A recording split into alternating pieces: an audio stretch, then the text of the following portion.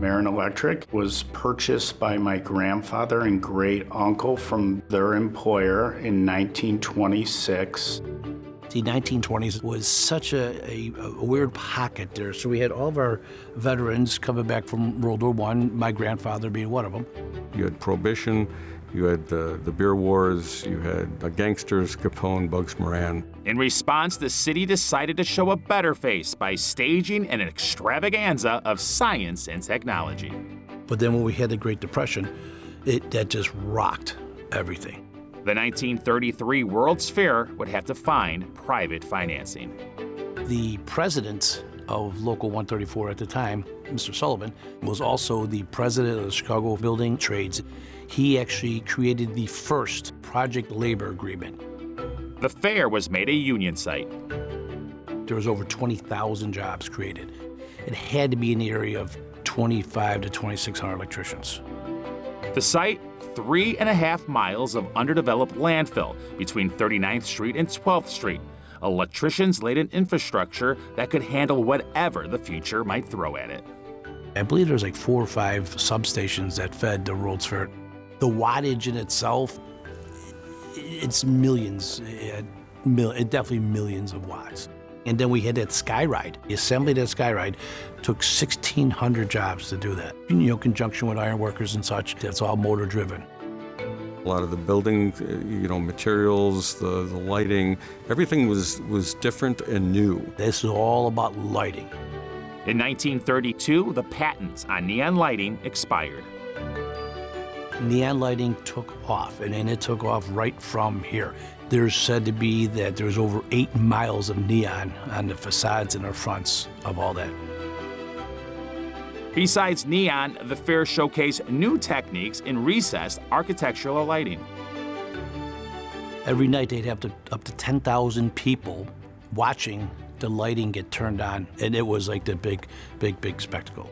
No matter when you visited, there were wonders wherever you looked. High-minded attendees could witness the latest in science and technology in dedicated pavilions, many of which were built and sponsored by manufacturers. The 1933 World's Fair, in essence, kicked off Chicago as becoming the World Trade Convention Center, the Mecca of the world. And that brings the need for hotels to be built, restaurants to be built, and a bunch of other things to accommodate the visitors that come to our city. By the mid-50s, the city decided to keep the tourist and money growing by taking it indoors, all year round. They started building McCormick Place in 1958. It became reality in 1960. As a kid, McCormick Place was the place I went to see the auto show. The site was so popular, it had to expand. I just absolutely appreciate the trades that made that happen. It's a complex area to work, especially when we built the west expansion crossing over the highway. And it continues to grow. We were approached by Clark Construction when the 1.5 million square feet of expansion for, the exhibit halls. Just the way they designed the building with over 3,000 amp substations. Their floor port system was absolutely amazing. Clearly building it provided years and years of work for a large quantity of contractors. But once built, the shows utilize electrical union labor to set up the shows.